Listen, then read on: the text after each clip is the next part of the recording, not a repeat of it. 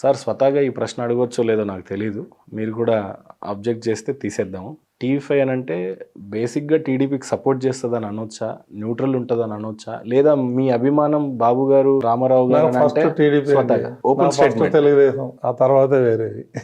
అందులో ఏం డౌట్ లేదు, దాపరికం అంతకన్నా లేదు. నేను అందులోనే పుట్టాను, అందులోనే పెరిగాను, అందులోనే పోతాను. ఇక న్యూట్రల్ అని మీరు అనుకోండి. ఆయన ఏమన్నా అనుకోని అంటే వార్తను వార్తగా చూపిస్తాం. నేనేది ఈ వార్త వేయండి, ఈ వార్త వేయకూడదు అని మా ఎడిటోరియల్ వాళ్ళకి చెప్పను. మీరు కావాల్సింటే కనుక్కోవచ్చు. జగన్ హయాం ఉన్నప్పుడు జగన్ గారి ప్రెస్ మీట్లు పెట్టేవాళ్ళు, పెడతాం, న్యూట్రాలిటీ ఉంచారు. చాలాసార్లు ఇచ్చాము. ఎప్పుడైతే ముఖ్యమంత్రిగా అయిన తర్వాత మమ్మల్ని టార్గెట్ చేసి ఆ ముగ్గురు ఆ ముగ్గురు ఆ ముగ్గురు అని నా మీద అన్ని క్రిమినల్ కేసులు పెట్టి, ముగ్గురేంటి సార్? ఇద్దరే అనుకుంటాగా, ఏవిఎన్ మీరు ఈనాడు నాడు అంటే ఫ్రమ్ ద బిగినింగ్ నుంచే ఆ సపోర్ట్ ఉంది. మమ్మల్ని ముగ్గురిని టార్గెట్ చేసాడు, బోల్డని కేసులు పెట్టాడు మా మీద. జగన్ గారా? రాజద్రోహం కేసు పెట్టాడు 124A. సుప్రీంకోర్టు పోయి బెయిల్ తెచ్చుకున్నాం. మామూలుగా హింస పెట్టలేదు, నా మీద రెక్కి చేశాడు జగన్మోహన్ రెడ్డి. అది క్రిమినల్స్ని పంపించి, అప్పుడు సెంట్రల్ ఇంటెలిజెన్స్ వాళ్ళు వచ్చి నాకు చెప్పారు, మీరు కొంచెం జాగ్రత్తగా ఉండి మీ మూవ్మెంట్స్ అన్ని కూడా ఎక్కడ పడితే అక్కడ పోవద్దండి అని. అప్పటికప్పుడు నేను పోయి ఒక second hand bullet proof car తీసుకున్నాను. అంత దాకా వచ్చిందా సార్? సో ఇప్పుడు మీరు అప్పుడు తెలంగాణ గవర్నమెంట్కి కూడా తెలిసింది ఇట్లా జగన్మోహన్ రెడ్డి రెక్కి చేస్తున్నాడని. అప్పుడు నాకు 4 గన్మెన్లు ఇచ్చారు గవర్నమెంట్ నుంచి. సో ఆ విధంగా స్ట్రగుల్ అయ్యాను, కానీ ఎప్పుడు కూడా వెనక తగ్గలేదు. నా ఆశయం ఏదైతే ఉందో దాన్ని ఎప్పుడు డివేట్ కాలేదు నేను, అంతే. ఈ అమరావతి రైతులు వెంబడి నేను నిలబడ్డాను. కొంతమంది మధ్యలో వదిలేశారు. ఆ విషయంలో డే 1 నుంచి లాస్ట్ దాకా 5 ఏళ్ళు నేను పోరాడినాను. అవును, ఆ విషయంలో ఏ మాటకు ఆ మాట చెప్పాలి. కానీ నాకేమి ఆశించేం లేదు. అంటే మళ్ళీ ప్రభుత్వం వస్తుందో రాదో, మళ్ళీ రాజధాని ఉంటుందో లేదో తెలియదు, కానీ నేను ఉంటానో లేదో అది కూడా. రైతు పక్షాన అలా మీరు ఓపెన్ గా నిలబడి, నేను రైతునే కదా, రైతుల కష్టాలు తెలుసు కదా. ఇట్లా చేసాం, కానీ ఏదో ఆశించో లేదా అదో ఇదో అదేం లేదు. ఓకే, సో ఛానల్ అనేది న్యూట్రల్ ప్లాట్ఫామ్ గా పెట్టుకున్నారు, కానీ బట్ నేను అభిమాని ప్రో టీడీపీ ఏం లేదు. ఓపెన్ స్టేట్మెంట్ ఏం కాదు, ఆ విషయంలో ఏమి ఇదేం లేదు. ఇప్పుడు అందరికీ అన్నీ ఉన్నాయి కదండి. నాకుంటే ఏమైంది, టీడీపీకి ఉంటే ఏమైంది, ఎవరేం చేస్తారు నన్ను? వైఎస్ఆర్సీపీకి ఉందంటారా మరి సొంత ఛానల్, సొంత పేపర్ ఉంది కదా, సాక్షి ఉంది కదా. వాళ్ళే చూపించుకుంటారు అన్ని అబద్ధాలు, పొద్దున్న సాయం దాకా అన్ని అబద్ధాలు. కానీ మేము అబద్ధాలు ప్రచారం చేయం, ఉన్నది ఉన్నట్టుదే చెప్తాం. వాళ్ళకి మాకు తేడా అది. అంటే అది ఆయన పేరు మీద లేదు అని అంటారు, మరి భారతి పేరు మీద ఉంది. భారతి ఎవరు? ఆయన భార్య కదా, అంతే కదా. సో ఇవన్నీ జిమ్మిక్స్ అండి. నా అలాగే చెప్పమనండి, దమ్ముంటే చెప్పడు. అదే తేడా వాళ్ళకి మాకు. సో ఎంటైర్ మీ బిజినెస్ గురించి మాట్లాడాలంటే ట్రావెల్స్, ఆయిల్ బిజినెస్, దాని తర్వాత టీవీ5, ఇంకా అక్కడతో ఆగారా సార్? ఇంకేమైనా? అంతే, ఇంకా చాలు. ఏమో ఈ జీవితంలో పిల్లలు ఉన్నారు, వాళ్ళు ఏదైనా చేసుకుంటారు, కానీ నాకు సంబంధం లేదు. నాన్నగారి విషయానికి చెప్తే సార్, అప్పట్లో నాన్ననా తాతనో అనుకుంటా, బ్రిటిష్ వ్యవస్థ, మున్సాబ్ నాయుడు అని తాతగారా సార్? నాన్న మా తాత ఆయన, ఇద్దరు అన్నదమ్ములు.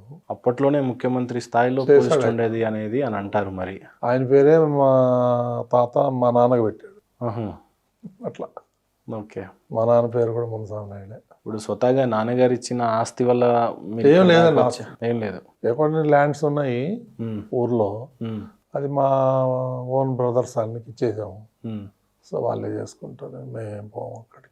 ఇంకా స్వతహాగా సూటి మనిషే కాబట్టి మీరు బుక్స్ ఎలా ఉంటాయి సార్?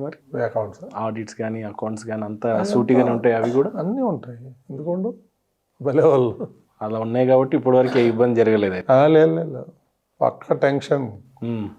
ఇప్పటి వరకు దాదాపు 19 ఏళ్ళు అయింది టీవీ5 పెట్టి. నేను 1వ తారీఖే జీతం ఇచ్చా, కానీ 2వ తారీఖు ఇలా. That is the record break. ఏం చేస్తాను ఏమో అనేది నాకు తెలుసు, భగవంతుడికి తెలుసు. కానీ టైంకి మాత్రం శాలరీస్ ఇస్తాను. ఎవరికి కూడా ఏంటి మార్కెట్లో నేను ఎవరికి రూపాయి బాకీ లేను. మీరు ఎలా క్లెయిమ్ చేసుకుంటారు సార్? బేసిక్గానే ఛానల్స్ అంటే లాస్లో ఉంటాయని చెప్తారు చాలామంది కూడా. నేను మేనేజ్ చేసుకుంటాను, నాకు సస్టైన్ అవుతున్నాను. నాకేం వేరే అదర్ ఇన్కమ్ ఏం లేదు కదా. వేరే వాళ్ళకి అయితే వాళ్ళు బిజినెస్లు ఉన్నాయి.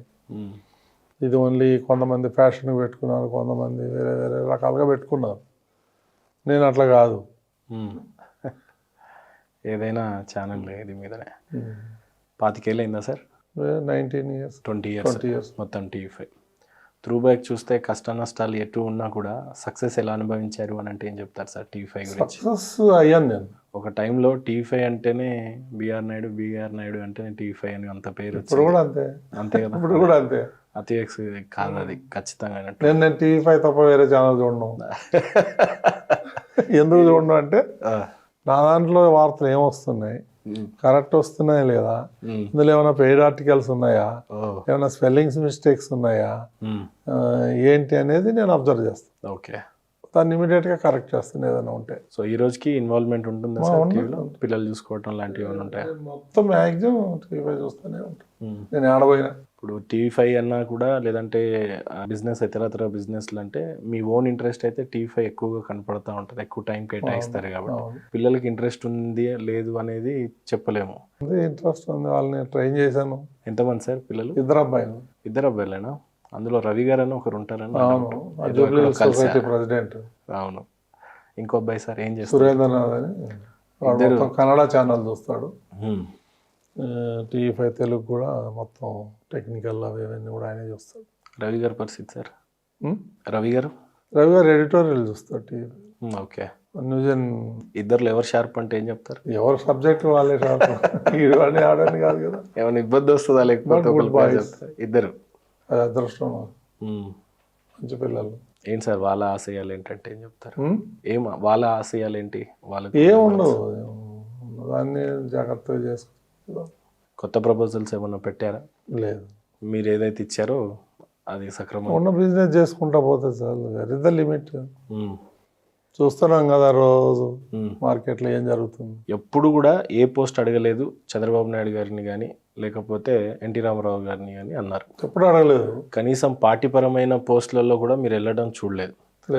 అలాంటిది టీటీడీ చైర్మన్ అంటే లైఫ్లో వెంకన్న స్వామి పాదాల చెంతకు ఒక్కసారి పోయి దర్శించుకుంటేనే చాలు అనేవాళ్ళు ఎంతో మంది. నేను చిన్నప్పటి నుంచి చైర్మన్ ఇచ్చారు. చిన్నప్పటి నుంచి చెడ్డీలు వేసుకున్నప్పటి నుంచి మేము చిత్తూరు ట్రైన్లో ఎక్కి దిగి ఈ టెంపుల్కి తప్ప వేరే టెంపుల్ పోం. తిరుమలకి వచ్చేది అప్పుడు? తిరుమలకే వచ్చేది, ఇంక వేరే టెంపుల్ పోను 90%. చిన్నప్పటి నుంచి 5వ క్లాస్ చదువుకునేటప్పటి నుంచి కొండకు వచ్చేవాళ్ళం. ఆ విధంగా అట్లా అడిక్ట్ అయిపోయాం స్వామికి. అంటే ఒక 50 ఏళ్ళగా తిరుమలలో ఉన్న డెవలప్మెంట్స్ కానీ ఎలా పురోగతి చెందింది అనేది చూసారు. 50-60 సంవత్సరాలు. 60 ఏళ్ళు. ఎలా చూసారు సార్ అప్పుడున్న తిరుమలకి ఇప్పుడున్న తిరుమలకి ఉన్న చాలా తేడా ఉందండి.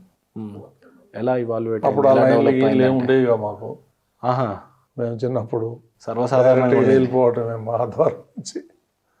టికెట్స్ 2-3 కర్రలు కట్టేవాళ్ళు ముందర. అంటే ఈ టికెట్స్ అదంతా అదేం లేదు, డైరెక్ట్ గా దర్శనం చేసుకొని వెళ్ళిపోయేది. ఇంత నేను బిహెచ్ఎల్లో చేరిన తర్వాత చాలాసార్లు, అంటే 2 నెలలకు ఒకసారి వస్తా ఎక్కడున్నా కానీ దర్శనానికి. 10-12 సార్లు నాకు దర్శనం దొరకలా ఆడ పనిచేసేటప్పుడు. అంటే రష్ పెరుగుతుంది.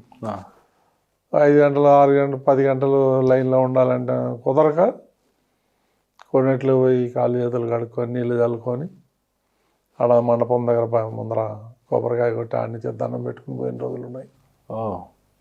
ఇవన్నీ లైఫ్లో అనుభూతి. చంద్రబాబు నాయుడు గారు నాకు ఎవరికి ఈయన అవకాశం, గొప్ప అవకాశం నాకు ఇచ్చారు. ఆయన ఫస్ట్ డే ఆయన అనౌన్స్ అయిన తర్వాత మహాద్వారం నుంచి కుంభమేళాతో తీసుకొని పోతా ఉంటే అదొక అనుభూతి. అది జీవితంలో ఎప్పుడు మర్చిపోతారు. అసలు నాకు మాత్రం ఈ అవకాశం ఇచ్చింది చంద్రబాబు నాయుడు, ఆయన పుణ్యమే. ఆ తర్వాత మా తల్లిదండ్రులు, మా కుటుంబం చేసుకున్న పుణ్యం